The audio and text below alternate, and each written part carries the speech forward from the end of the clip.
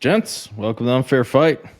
I know we don't do these live all the time, but CISA and Five Eyes kind of forced our hand with the latest warning to managed IT service providers. So I figured we were recording today anyway. We might as well make it live because I think, I don't know about you, Will, David, or X, but I've probably got 5 calls today about people freaking out about this new warning that MSPs, are at an increased threat from ransomware operators and that type of stuff. And I thought it'd be great to kind of cover what we were going to record anyway today, some of the new tactics we've been seeing, and also I think maybe calm folks down a little bit and really give a normal, pragmatic take based on real world data that we're seeing out in the wild here.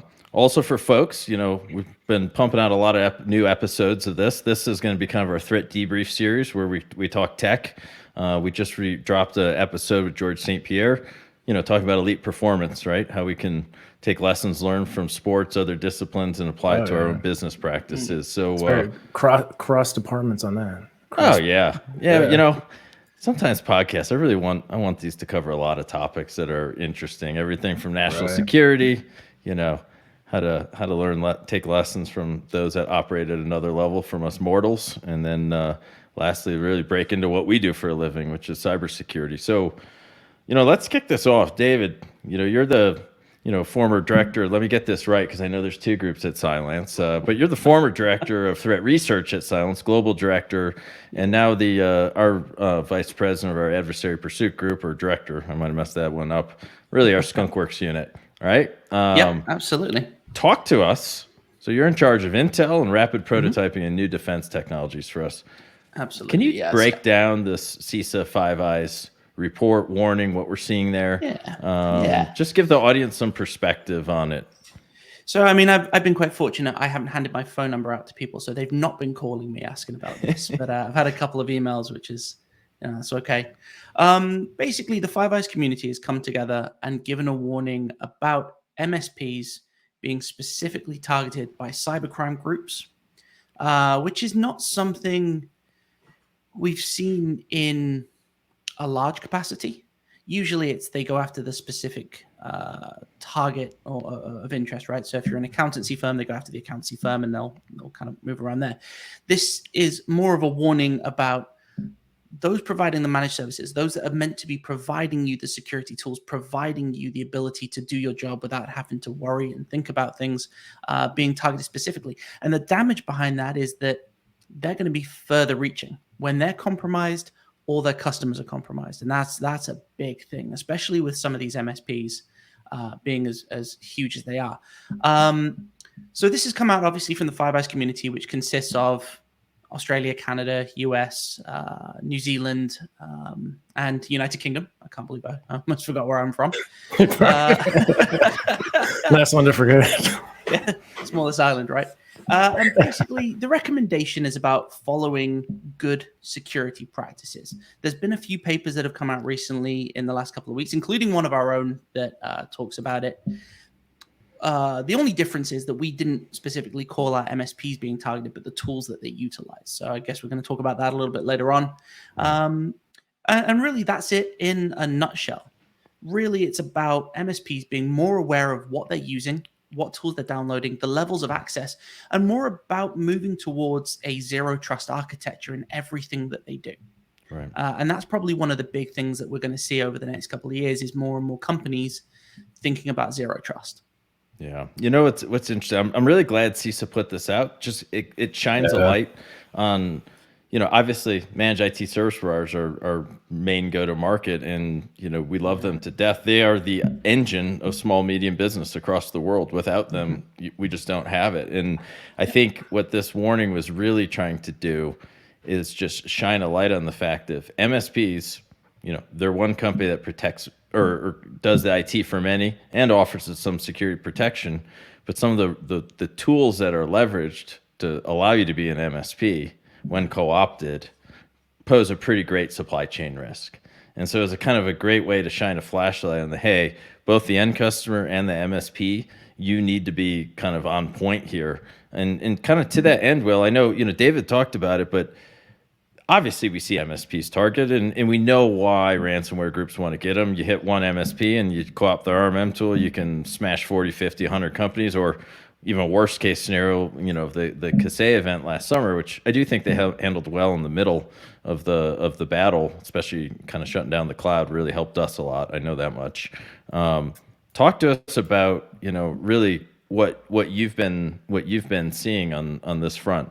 What are you seeing in the SOC? Are you seeing a big increase in MSP targeting, or is this more Good question. a steady state thing that they just decide to shine the light on right now? And before I sort of get into what we're seeing in the SOC, when I read this notice, the first thing that came to my mind was this is like a call to action.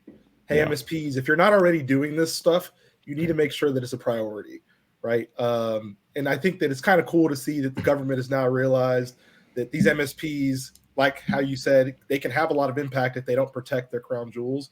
But in the SOC, like David alluded, we're not seeing a widespread increase in targeting against MSPs. We've seen a steady state of attacks that target the MSP community and their customers, but we're just not seeing a massive increase or uptick in the recent months.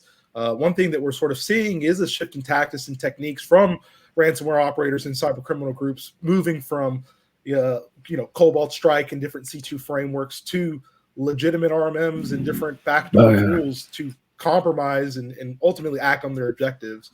But we're not seeing an increase in MSPs being particularly targeted by any particular group because of some faction or some vulnerability that they might have present in their sort of environments like Kaseya. We're just not seeing that at this time. When, I think the community probably is a little bit spun up. There was I don't know what you call it, but it was kind of a threat report put out, I don't know, last week or earlier this week, talking about, RMMs being targeted more heavily and some MFA bypasses, we have not seen that, to be clear. And I think that followed with the CISA alert, those two things put together, timing. People added, A plus B and it equals something. And I don't think they're related. I have not seen, and I don't know about you guys, but maybe I can say we have not seen any new techniques, any new 0 days, any new MFA bypasses that are at scale, sharp increase, targeting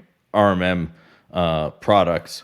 I think to the contrary, what we've seen is a shift in tactics from the bad guys and what type of backdoor and C2 framework they're using. Before we kind of double click on that, X, one of the questions for you is, I came out of the government. I came out of the National Security Agency originally. I love that place to death. It was a fantastic place to grow and learn. And same with you, Will. Do you think this report is a little delayed from the government? Do you think this is a case that there's a lot of intel like 2 months ago, and by the time they got it assembled, it made it out today? Maybe it's shined the light. We always talk about it, John, how we were right before that Kaseya attack. We were kind of talking about, man, be the worst case scenario for an MSP to get their RMM co-opted. And we kind of always had this in the back of our mind that, this is like I said, it's the crown jewels. Like what a better target for an adversary, and so, I think it's a combination of that. And with, the kind of timing it's coming out. And also too, to go back on adversaries using RMM tools, I've always wondered if, like that report that came out about MSPs possibly being breached and an MFA bypassed. I wonder if some of this data gets skewed from adversaries using RMM tools. So people are assuming that, Screen Connect deployed a ransomware, it must be an MSP, but no, it's the threat actor. That is actually what I thought instantly when I read that. I was like, I think it actually might be a byproduct of our latest threat intel report that we just dropped the other day that David put together, which was really the use of IT tools and enterprise administration tools in free trial mode as a replacement for a backdoor, because they're whitelisted, they're good to go, they're legit. But when you get one, it's God mode on the computer. So they run a system and everything. It's great. I also wonder as well, after the Kaseya incident, I mean, that was a big one, right? They handled it really well. Do you reckon more of the MSPs are actually switched on now and going, we can't afford for that to happen? So while this advisory is really good and it gets it to the forefront of people's minds, where you said, Will, you're not seeing anything coming out of the operations center, do you think that's more because they are adopting multiple factor authentication? They're trying to do what's right to protect themselves and by extension, their customers. Yeah, that's great.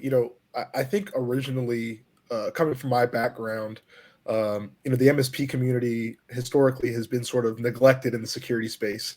And in the last sort of years, Blackpoint's done a lot along with other vendors in this space to really sort of help our partners implement better solutions to protect themselves, right?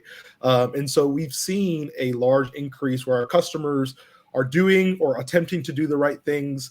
But again, it goes back to, I think this guidance is really just a call to action, because where we're seeing the adversary become successful is, well, the MSP enabled MFA everywhere, but they forgot to implement a patching program. So they have a bunch of vulnerable IIS servers and Exchange servers that doesn't matter if you have MFA enabled, right?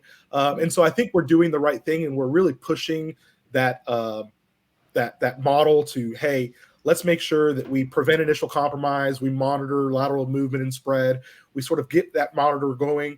But where I think that MSPs really need to focus their efforts on is making sure they have that holistic onion. And you can't really put your eggs in one basket by saying, well, I have a VPN, so therefore I'm secure, right? You got to have the VPN and actually implement MFA. And I think that reasons that the SOC isn't necessarily seeing an increase in sort of that is honestly because of the fact that they're developing these ecosystems that are catching these adversaries very quickly before they do actually end up doing anything in the MSP environment. Yeah, well, and Dave, you kind of touched on something interesting that made me think, one area we've seen a big increase in desire to understand and protect a portfolio of companies is actually in the private equity space. And when you think about a private equity portfolio company, many of them have an MSP. So I think I think there's a bunch of things going on. One, there's been a lot of high profile activity over the past 2 years. So that's step one. Two, there's been the insurers have lost their butt on their cyber policies, especially with MSPs, because the damage is much greater when an MSP and their RMM gets smashed as opposed to one company generally. So there's pressures from insurance to do external vulnerability scanning, potentially internal vulnerability scanning. The insurers are pushing people towards EDRs as well. Now, we all know 86% of our responses had no involvement from AD or EDR, so it's not by any means not a silver bullet, but it's definitely better. And I think the advent or the increase in capabilities of some of the automated protection tools have caused the bad guys to move much heavier into live off the land IT type platforms to evade those. And that's what we see on kind of a regular basis, I would say. Wouldn't X, you agree?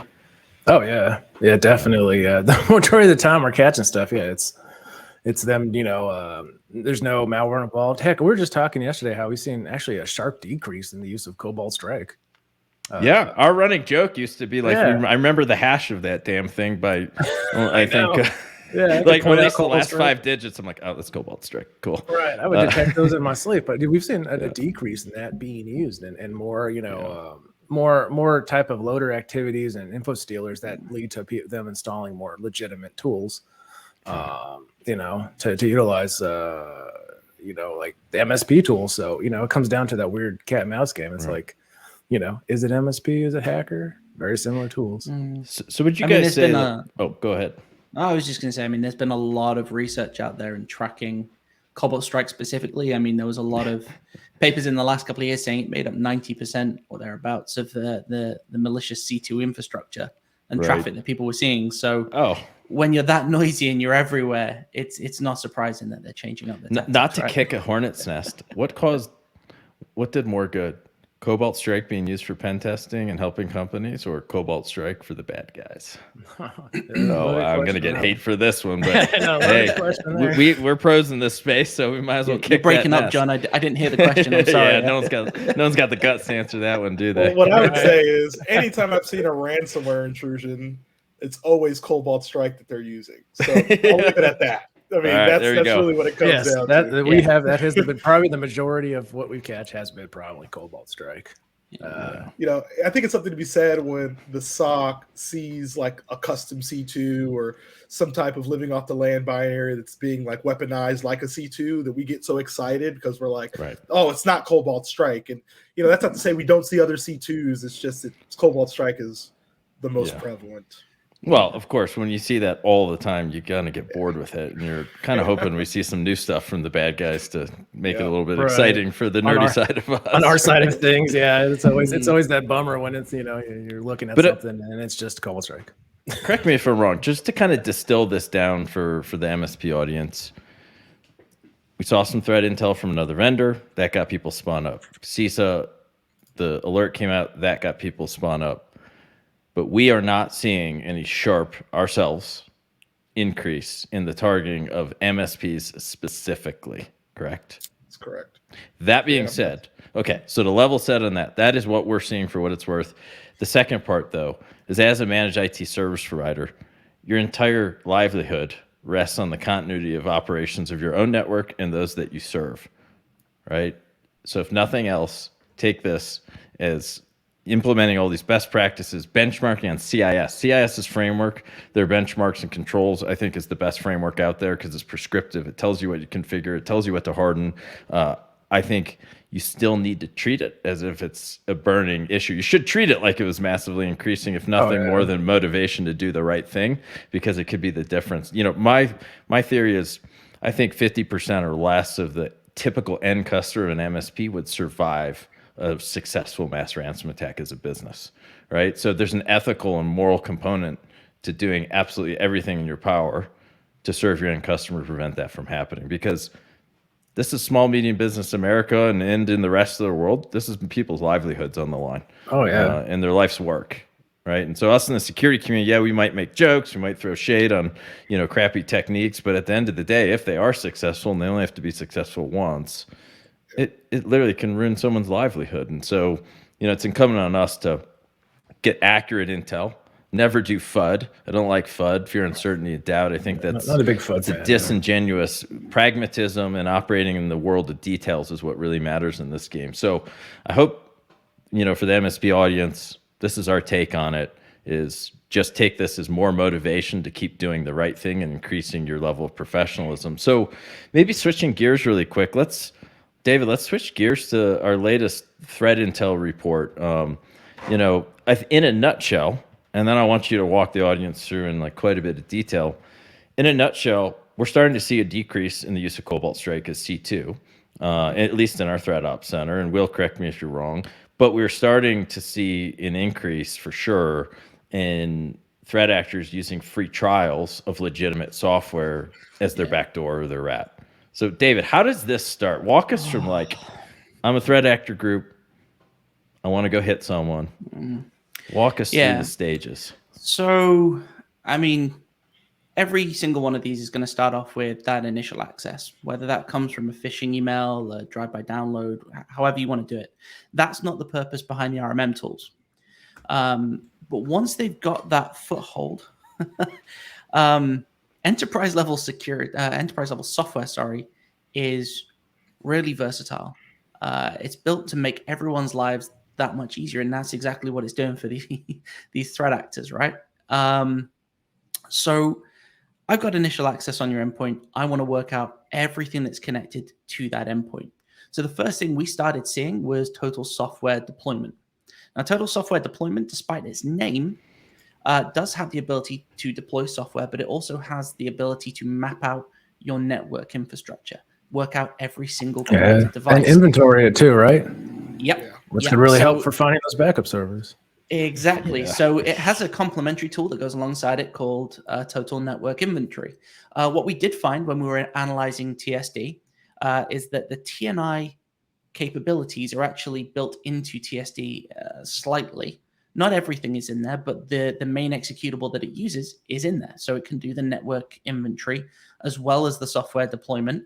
And that's the first stage. And that happens automatically. And then once it's on the next endpoint, they can deploy it from there. They rerun and do the same thing over and over until your entire infrastructure is compromised. That tool's really cheap. It is not very expensive to actually buy. But what's worse is the fact that it's a 60-day free trial that you can just go on. You don't even need any proof that you are who you say you are. You just need an email address. And that's the case with all of these, which is really alarming. So total software deployment, It's on there. Your information technology service providers are using it. Your MSPs are using it. So it looks legitimate. And let me just share this if I can. And David, while you're doing that, you mentioned two things that I think, while you're getting this up, that I think is killer. First off, you touched on something that I think those of us that have been in the offensive world before, like, we know this fully, but when you look at kind of NIST pillars for security, which, we've kind of changed the words on this, but the first one is, asset identification management. You need to know what you protect. I think one of the biggest things that us kind of in the maybe defensive world sleep on is how important network mapping, network discovery, enumeration is for the adversary. So one of the reasons when the Russians hit the did the whole breach through SolarWinds, and specifically I think it was the network performance monitor management, the NPM piece of it, if I'm remembering correctly. I was like, man, that's diabolically smart, because not only do you have an agent that you can use to get your malware down on, but you're also getting a network diagram, you're getting router configs, you're getting everything you need to put, especially at enterprise, when you're getting to much larger networks, to put the puzzle pieces together. So I think one interesting takeaway is how important it is for a threat actor to do the same thing as a defender. There's a lot to learn for us defenders from offense, that's for darn sure. Absolutely. Yeah, oftentimes offensive operators, they learn the network better than the defensive operators do. And because they use these tools to their advantage to be able to identify which systems aren't protected.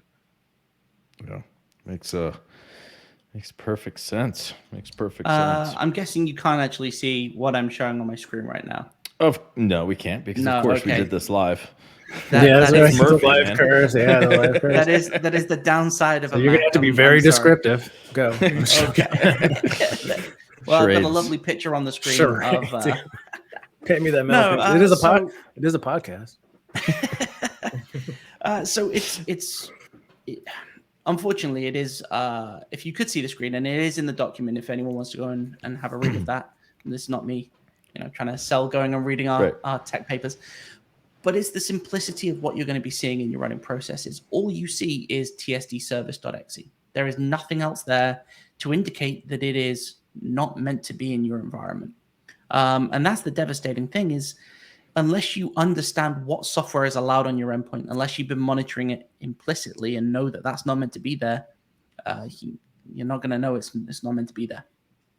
So that was the first piece of lateral movement. That's how they spread around those devices. The next step that we saw was using Screen Connect. Well, what was formerly Screen Connect is now ConnectWise Control. Right. That tool's really powerful. I'm going to be brutally honest here. It's a great tool, and I've seen it used in a lot of legitimate instances. We've got something like probably the most popular one on our customer base, I'd imagine. Yeah. We saw about 300,000 legitimate use cases when we were going through all of our data for this. In a nutshell, it allows you to connect to a device and basically take control of that device. It's designed for IT help desk and those other kind of parts of the industry that need the help and need those tools in order to aid their customers. What we see it doing is creates that access client, basically says, allow me to gain access. It runs in the background without the end user being aware that it's there. At which point, that's by design, right? Like, I want to be really clear. We're not throwing shade on this product or that company or anything like that at all. It's literally, there's IT operations you have to do, and you don't want to be bothering your customer. But of course, when co-opted, it can be a stealthy way to it's kind of like the silent switch. You want to patch that endpoint. Screen Connect allows you to do that because you can run PowerShell at system level without anyone being aware that you're running PowerShell at system level. You can do all of these things that IT needs to do to keep your organization running safely. But what we saw happening was Screen Connect ultimately being used as a stepping stone for running further system enumeration to try and find any other devices that weren't in that environment. And they were using soft perfect network scanner. So that was doing network scanning to find out everything else that wasn't connected and might have been missed by TSD. and ultimately setting system privileges for them to continue acting. What's really important to understand here, and we do know that they attempted to deploy ransomware at the end of this. What's really important is that they tried to live there for a specific amount of time. It wasn't a case of they got onto the endpoint and they did bad stuff straight away. I know what they're doing is bad, but from a behavioral standpoint, they looked legitimate. Having said that, there were some lazy aspects to the things that they did. The good instances of the products that we've seen, they follow the guidelines from those vendors to say, well, change the port, change certain configurations, have your own relay service, things like that. What we saw was just, I don't want to change any configs. I just want to fire and forget, and using the default configs. They also clearly ticked every single box in those deployments. When Screen Connect, so it doesn't look like normal MSP activity via Screen Connect. Not. Yeah, it so kind of Screen stands Connect, out. you only specify one role. Well, we saw them specifying a user role and a system role. Well, no one anywhere in a legitimate environment does that because they've clearly read the documentation on setting it up. Right. But the thing is that using enterprise level tools is not something new, but using them like this is, for the relatively ransomware groups. For the ransomware Yeah, groups, for the yeah. e-crime. So we've seen things like AMI admin used in the past by Drydex, but that was more a case of the source code was released and then they incorporated it into their product. In this instance, from a behavioral standpoint, they're using legitimate tools and not having to change a thing. Yeah. So we know that the BlackCat ransomware is the final stage of deployment after these tools are used. And if you go and analyze BlackCat, what you tend to find is that the configuration file in there is custom created for that endpoint. So we have seen very specific configurations within those files that can only be found from utilizing these tools. And what's more, a bigger indicator that these tools are being used by that group is the fact that they're running a JSON config and you can output the findings of what software is running on these endpoints in JSON format. So they can literally just copy and paste. Now that's, just to be clear, that's not me saying, oh, because they use JSON, we know it's BlackCat. We know it's BlackCat because we found BlackCat. But we know they're using, we know these tools are really easy to use, and we know that they're using it for that. So, and another thing too that was also interesting was that there was no, they didn't really obfuscate their sample at all. It was pretty straightforward. Like, yeah, so it kind of goes down to, like, I did some testing on EDR's AVs not that long ago, and I found out to be the most effective was not doing anything tricky. No obfuscation, no weird import tables, no manual. Don't look hacky. Don't look hacky. And just double Shocker, it still works. It always does, actually. and then it worked. Yeah, I was like, that's the thing, right? So yeah, your AV vendors are looking for things that are obfuscated. They're looking for things that are encrypted. They're looking for things that are hidden. What BlackCat did was said, well, we're going to skip all that, and by not doing it, we've made our software run even faster, and we're going to go fast. It's fast. Oh, it's fast. Kills you found it. Well, I've seen. You still ransomed. So David, on a technical standpoint, just to jump back. So with TSD, how are they actually moving their sample or other product over and executing it remotely? Are they using like PS exec or WMIC, or, because I would assume they get total software deployment on one endpoint first, patient 0, and then they load it with creds they stole. Is that correct or no? Yeah, so you still need your admin credentials in order to go and access those other devices. We didn't find the initial access for that like the stage 1 infector. The unfortunate reality there is that those stage 1 devices weren't actually running any of our agents, so we weren't able to detect them. It was the initial. I'm going to pause there. And like, this is like a PSA, and this isn't for us to make more money. You're not using us, okay? This is a PSA. You're not even using Blackpoint. The number of people we see try and save money by doing partial deployments of security tools in their environment, it's like a pandemic. No pun here.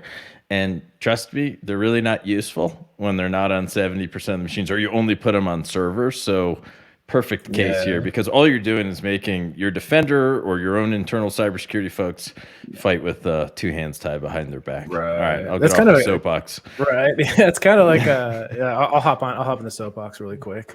It's probably something interesting to even put into that maybe CISA should have had in the MSP warning, is that there's always this weird misconception that I only need to protect my servers.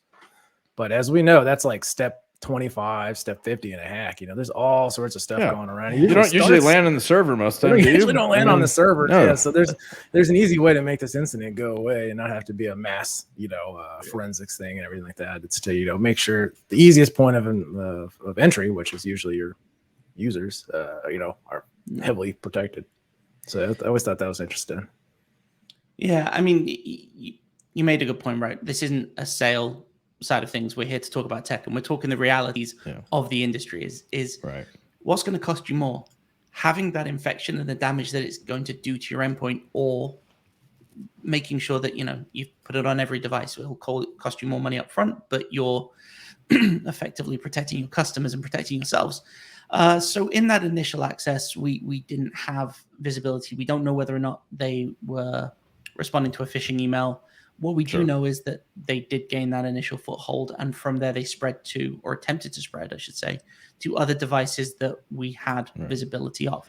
And that was the spread, like via, you put total software deployment down, you load that with creds, and that's using something like PSExec or WMI. Is that how they're doing, as opposed to just the normal command line stuff we see all the time? Oh yeah, so they don't have to run any command line stuff. Yeah, that's what I figured. So it's real low bar for the ransomware operator to have to have a ton of skill. Yeah, so total software deployment, if anyone's used it, is pretty simple. You turn around and say, I want to identify what devices are out there and what they're running. From there you go, I've got this software right here, and I want you to just install it on all those devices. And it goes and says, I'll do it. So when we look through the timestamps for total software deployment through to Screen Connect, there is very little lag time-wise between TSD dropping on your endpoint, Screen Connect dropping on your endpoint, and Screen Connect activating. And there's very little time lag between every single endpoint running those commands as well. They all happen around the same time. So these tools are fast, and rightly so, considering the amount of money that's gone into developing enterprise level software, right? You're looking at somewhere between $50,000 and $750,000 goes into creating something that is enterprise level. Right. I mean, what TSD, about $2,500 if you wanted to buy it straight up, but you get a 60-day free trial with an email address, and you could roll that email address as many times as you wanted. If I had one piece of advice to anyone creating enterprise level software, it's going to be, when you have a trial version, make sure it's you keep a hash of that trial version, and have some way of getting it to the security community, so we can turn around and say, they're running a trial version, maybe we should be more suspicious of them. That's not a bad idea. And I think the other thing is just some more gating around how you get to a free trial. So it's not so easy. So you have to actually talk to human. I do want to pause, and everyone loves to throw shade on vendors all the time, especially in the MSP space, because you know how frustrating it is working with software. But I know, and I wasn't planning on talking about this, but we obviously shared the Screen Connect stuff with ConnectOS, and they acted immediately and shut that down. Okay, so they actually did a really good job there. So kind of virtual fist bump to them for doing the right thing, doing it really fast, and they care. So they did the right thing there, because they have more gates to get free trials for sure than a lot of these tools are some produced overseas.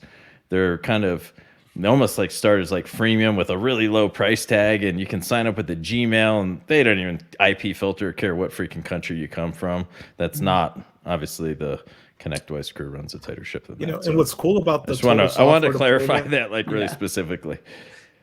Yeah, what's cool about that total software deployment tool is you can basically create software packages. So you can bundle multiple executables in there, change the icons to them, change the command line arguments. And so it's all automated across all of these devices. This is literally a one-click install across all of your devices after they've been inventoried.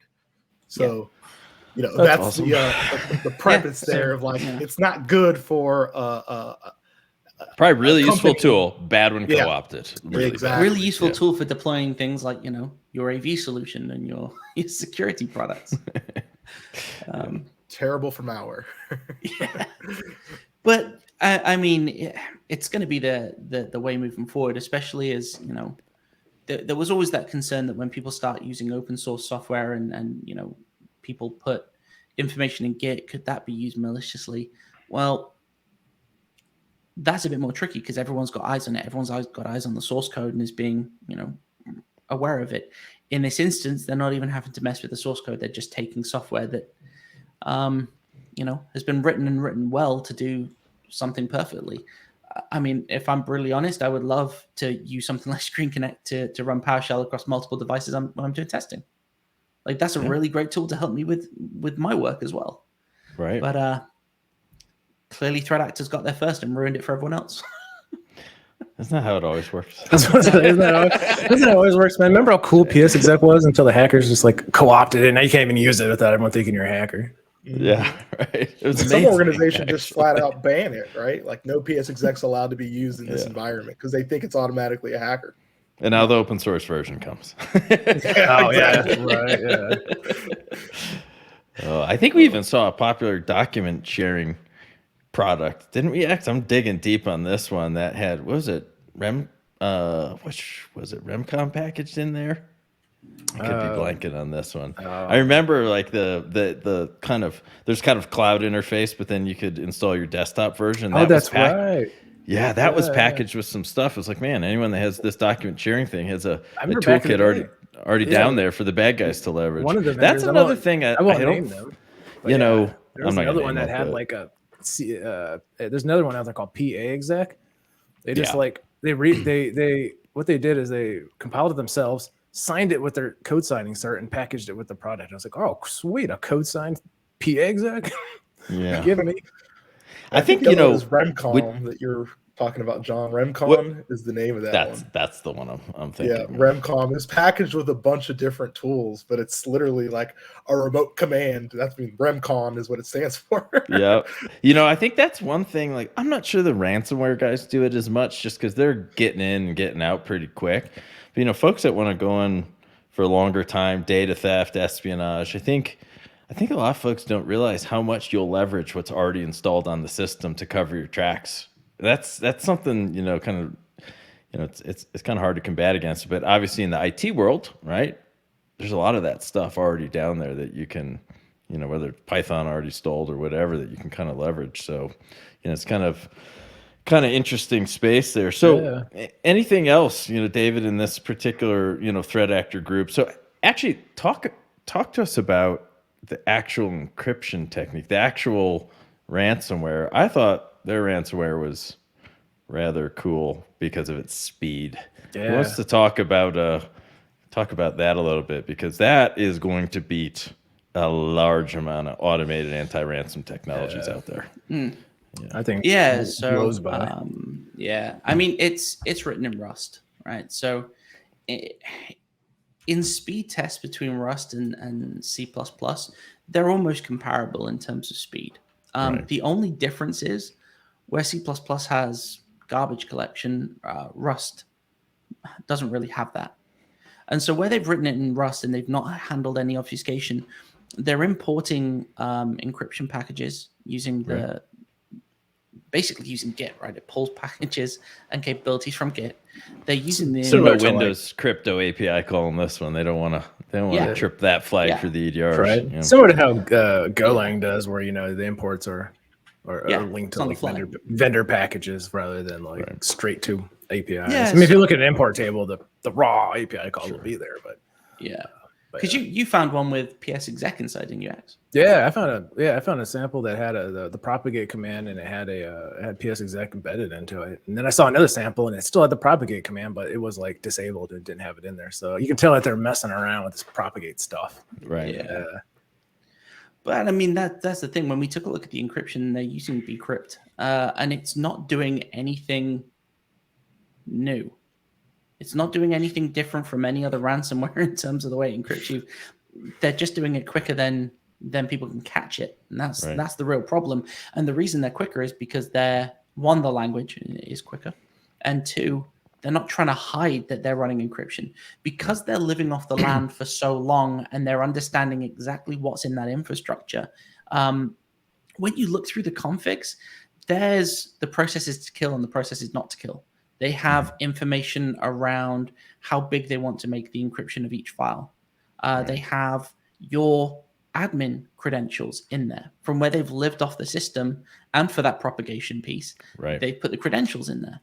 So it's clear that they've had to do work to create a capability and an executable that's specific to your environment before they've deployed it. I'm sure they have like a fire and forget methodology, but ultimately, because they've spent so long, they understand exactly which systems this would hit and work on, and how they're going to encrypt you, and that's the beauty of this malware capability. And you touched on something, not to interrupt you, but and I don't want to name names, to be clear here. We've privately told these companies, because we believe in that model a little bit more, but they would purposefully turn off and kill certain processes that they know will stop them, right? Or they're worried about.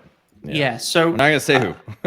Well, I mean, it's in the report. One of them, we saw that they had one in there. We don't know whether or not that was actually successful in killing the process. That's fair. Right? That's But very fair. Yeah, we don't know. Tamper protection, all we know that. that At they least an tried. attempt. Yeah, exactly. They tried. But that's it. They've mapped out that environment. They've used those tools that are making it easy to map out what's running. And do it. But when it comes to the actual encryption methodology, it's airtight, right? But they aren't doing anything special. Now, are they encrypting the entire file, or are they getting speed by like just part of it, or headers or something? They're doing the whole encrypting thing? the entire file. Yeah. Now, talk to me about like how fast. I mean, my understanding is this is unbelievably fast. As in, the difference between, let's say you had canaries all over the system, and it's the second directory where canary's sitting, and you're waiting for an event like this thing. Just the querying for Windows events for files to be touched, or if you're using FIM or something like that, like would you be seeing like 50% plus of this machine, encrypted before? I mean, I know it's that's hard the thing, one right? to answer.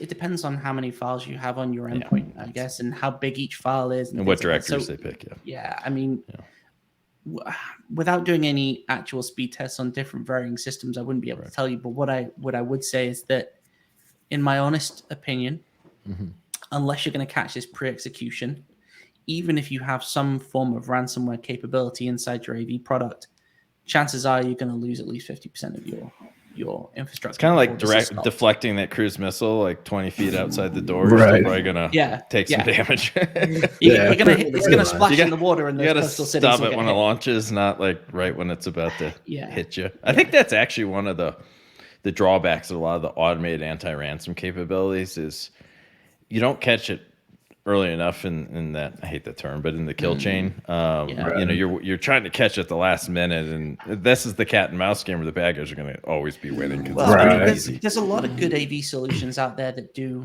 what they coin as pre-execution, right? So they're checking the file before it actually gets, because they're not running in user mode. They're hooking the DLLs and being able to delay the detonation of the executable. But the problem, as X touched on, is that this ransomware is not doing anything to hide itself. So all these machine learning models and all of these tools that have been designed to say, well, tell me when something's obfuscated, tell me when something's hidden, tell me when something's doing something that looks weird, it's not going to work, because they're not even trying to do it. They're just going, just run it. It's fine. You know what's so funny about this? The corollary is this cat and mouse game of catching tradecraft on the cyber world is very similar to the human game, right? You can go through all your human training, be super spy, and do your surveillance detection routes and everything in the world. But if you know what you're looking for, you're like, man, that kind of looks like a guy employing tradecraft. Or you can just be a businessman. Be normal and hide in plain sight. It's kind of the knock model, right? It's very, very similar. So this is the knock model. I think a lot more hacking is non-official cover for those that are curious what that means. Not Network Operations Center. I think the one thing that I did find interesting about BlackCat that I haven't seen very much in a lot of ransomware is the fact that it tries to kill your virtual machines. If you're running an ESXi server, it's going to try and kill the commands for that. Yeah, I didn't know that. So I mean, we didn't touch too much onto the BlackCat ransomware because a lot of people have done it, and our whole focus of the write-up was to say, here's all the steps leading up to it. But it's kind of more the behavioral techniques. Yeah, that's it. It's a really interesting piece of malware in terms of what they're trying to do, and I do think that the detonation and kind of shutdown of your virtual environments, and certainly the servers that are running those virtual machines, is a pretty interesting capability. I haven't seen it very often. What I tend to have seen in the past is Am I running in a virtual machine? All right, in that case, I'll just stop running, or I'll try and do something to exit the virtual machine. These guys are just going, they've got a virtual machine server. Let's kill it. Wow, Yeah, that's there's kinda another cool. one. There's another interesting aspect of it I thought too, which is makes it hard to attribute back. Is most ransomware samples will bake in like the customer ID, we'll just say, or the victim ID. Yeah. Well, the BlackCat ransomware actually only accepts it through a command line, so it's not built into the binary. So you can't trace that binary back Yeah. to who was actually ransomware Yeah. or even track how many people are, because you had to do it interactively by putting this. They called it an access token. Yeah, and then that will accept it there. So if you didn't have the command line arguments, you would never know, like, how many people they're actually hitting, because you can't really pull out, the customer IDs and the samples like you can on the That's other rather ones. clever. So they're very, so they're very, they know what they're doing, which Smart is kind of a crew. little bit different, than some of these other ones. Yeah. Yeah, they clearly put a lot of thought into, what processes do we want to kill? You know what? Forget doing all this complicated stuff. Let's do it fast, right? Yep. Because fast will win. Because we know most organizations out there aren't prepped for really fast, rapid response. And that's the thing, I always like harp on. I always hear this stuff it's mostly from marketing, right? Cybersecurity marketing. It's like, the average hackers in your company 90, 180 days. And that's to tell people like, man, you're already infected. You have no idea. I see that in data thefts and nation states. Ransomware groups, rarely. They're like, want to get in, get out, smash you, and go make more money in the next victim. And so I think I think that whole 90, 180 day thing is like, and so that, no, you have to be extraordinarily fast. And just like that, your adversary using network mapping tools wants to operate with an information asymmetry advantage against you, the victim. Defenders need to operate that way. You have if you could kind of take that NIST framework and put it into our language, there's like kind of 5 pillars, right? The first one is asset inventory. You need to know what you're protecting, patch level, OS, what things are installed. So there's 2 tools. RMMs and vulnerability managers are pretty good at that. Second, I think NIST would say protect. That doesn't mean anything to me. I'll call it harden. We need to reduce the attack surface. This is MFA, least privilege, training your own, employees to be a bit of a sensor and harden them a little bit so they're not so naive and open to everything. The third one is really on the detection side. And I think so much of our industry is focused on catching the malicious tool set. And they've done a decent job at that. Not great, but what you're watching now is like, okay, I'm not going to use malicious tool sets as much then. I'm just going to move to like legit ones. Case in point, now I know we haven't seen a lot of this, but 2 techniques that I just thought were brilliant in their simplicity is, I'm not going to ransom a machine called crypto APIs and do that. I'm going to cut and paste the important files into an encrypted zip directory. Who's going to catch that? Let's be honest, right? So that's step one. Or I'm going to use an RMM on a free trial, not maybe one from the big companies, but a smaller kind of upstart company that doesn't have good bounds on who they let into their trial program. I'm just going to BitLocker you. Yeah. It's built in. It's got new BitLocker keys. You don't have them. I have them. Bad guy wins. So, so the detect side has to focus part on malware and part on behavior, or tradecraft is the term we would use, and then response. If it's not damn near live or within 15, 20 minutes, a lot of times it's going to be too late. Yeah. I think the security industry as a whole is accepting that it's no longer enough to say indicators of compromise is, saying something is a malicious tool. Right. As we've touched on in this whole conversation, what makes a benign tool malicious and what makes a malicious tool benign is purely a use case. When historically, when people turn around to me and be like, oh, well, I was able to, activate PowerShell, or I was able to Mimikatz is probably a bad instance, but I was able to open it. Well, congratulations. What else did you do? You didn't actually run anything malicious. You just opened software. I was able to inject something and open calc.exe. Okay, you open calc. Again, it's difficult. But what I do like is that the premise of XDR and what a lot of companies are moving towards is that focus of saying, well, behavior is more important. We need to correlate multiple factors together. And that's really what we've been focusing on, right? Is identifying that tradecraft, identifying that behaviors that say that's not right, that's malicious. And in my mind, that's the future. That's where we have to go. It's interesting. You touched on a hot buzzword XDR, MDR. I saw MXDR. We might as well have extreme detection response at some point. I mean, at the end of the day, you're going to do detection and response, and it's either going to be managed or unmanaged. And it's really the sophistication of the detection response. Yeah. How many inputs do you have? How do you correlate? And how fast can you act on them, to have a successful outcome? And but yeah, we got to coin the next one because MDR is old. Now we need super extreme. I will avoid my spiel AI on assisted, XDRs. super extreme, managed extreme detection. I don't know, whatever. Sorry, XDR triggered me, David. As you said, I mean, like it's Javier detection and response, right? Yeah, Exactly. I thought it was. the operation Been running that for years, for monitors decades. around him. That's awesome. I mean, yeah, I'll say this bill on XDR, but I think that at least the industry from the security side of things is making steps in the right direction to say, well, we need to be aware of the behaviors more than just the software. For sure.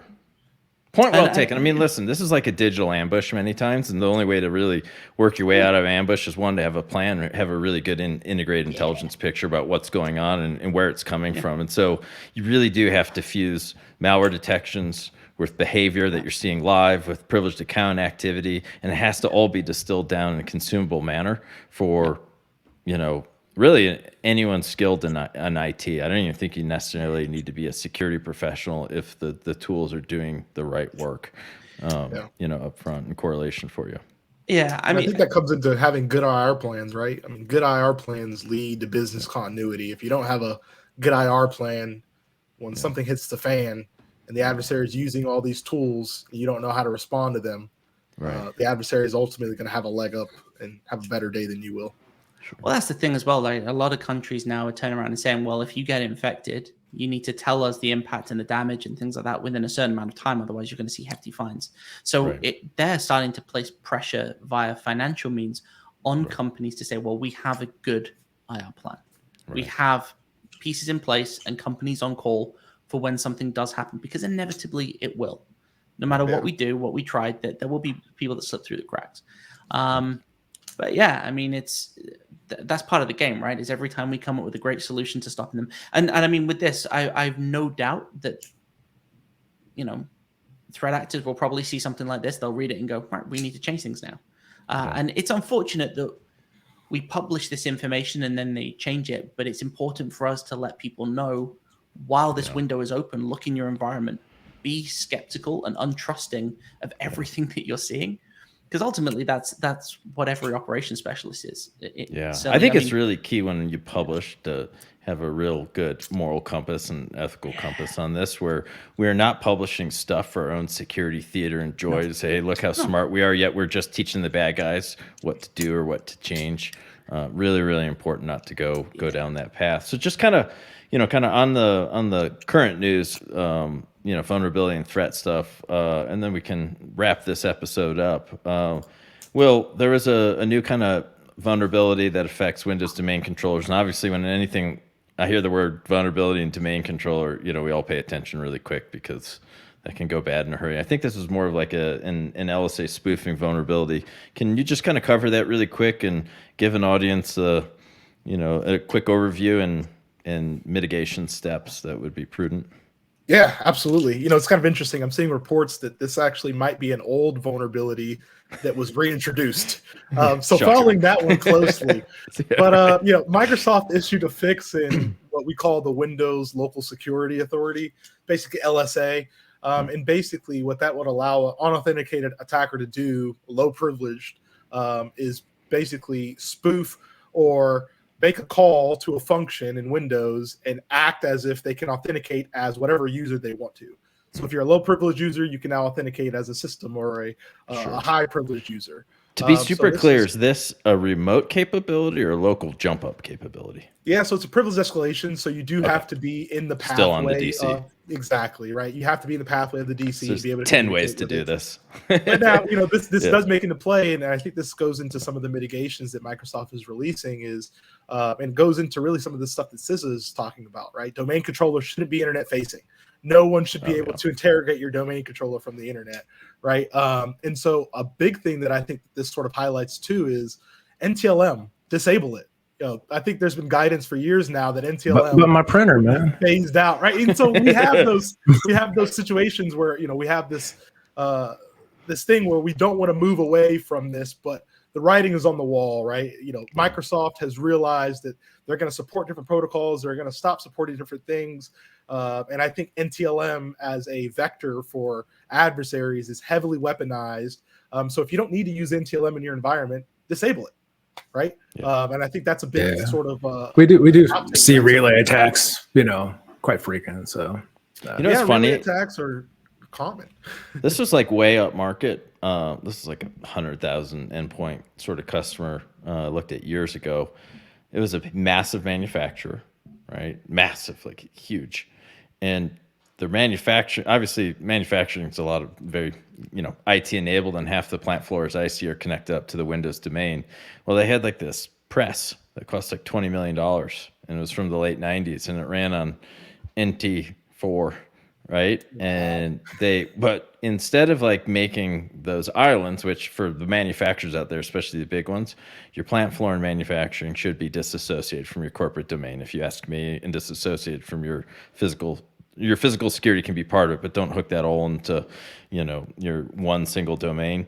They downgraded the auth to NTLM version 1 for the entire domain globally across the country, which basically meant you could, sniff and crack passwords at will, So it's really, I was shocked when I saw it, and so I'm sure there's a lot more out there, Yeah, I mean, NTLM is notorious for adversaries, and especially in Windows environments and compromising Active Directory environments. Adversaries have weaponized NTLM vulnerabilities for years. And I think what we're seeing is that there's continued sort of coverage as it pertains to Active Directory and certificate services. And again, like I said, I've seen reports that this is probably a vulnerability that was reintroduced, that was patched at one time. So it's sort of interesting to see how that sort of has come to fruition. Man, operating systems are complicated. Imagine that. So, yeah. So any other kind of current events or news you guys want to cover that you think would be prudent? There's one thing that I think is sort of nice to cover from the CISA vulnerability, and it's the known exploited vulnerabilities catalog. If you're sort of worrying, what do I need to worry about? I'm running software. I don't know if it's vulnerable. One of the things that I would say is there is something to be said when the software that you're running is actively being exploited versus there's a vulnerability on there, right? And so CISA is doing a very good job of keeping track of software that's being actively exploited using various different sources, threat reports, their own data. So I think it's something to be said that if you're keeping sort of tabs on vulnerabilities and you're concerned about those vulnerabilities in your environment, that is a good place for you to go for those sort of safety checks, if you will. Excellent. Well, solid PSA. So for the audience, obviously, I think we'll probably do some of our threat debriefs live more often, but the Unfair Fight podcast is on every major platform: Spotify, Apple, YouTube. If you want to see the video version, we kind of have three variants of this. We're doing national security episodes where, I had Ambassador Butler on, a career ambassador that, has lots of domain experience in Middle East and Europe, and specifically, Russia. We're also doing Elite Performance series where we're trying to take lessons learned from those that have achieved at the greatest level possible. Our last episode we dropped this week was with George St. Pierre. So if you want to go he's on Mount Rushmore, I would say, of the UFC fighters of all time, hyper-disciplined human, great human. Had a great discussion with him. So check that one out on YouTube. And obviously, what we do for a living, which is cybersecurity, and we want to spread the word on how best protect yourself. So to kind of preview our next episode, we are going to be covering the Hafnium Group, aka China. We have a lot of good info. We released some nice threat intelligence over the past couple of weeks, and we're going to kind of break down some of the tradecraft we see there as well. So, gents, anything else before we wrap this? Nothing else. All right. It's always a pleasure. Likewise, yeah. We'll do it again. All right. Until next week, guys. We'll see you. Bye.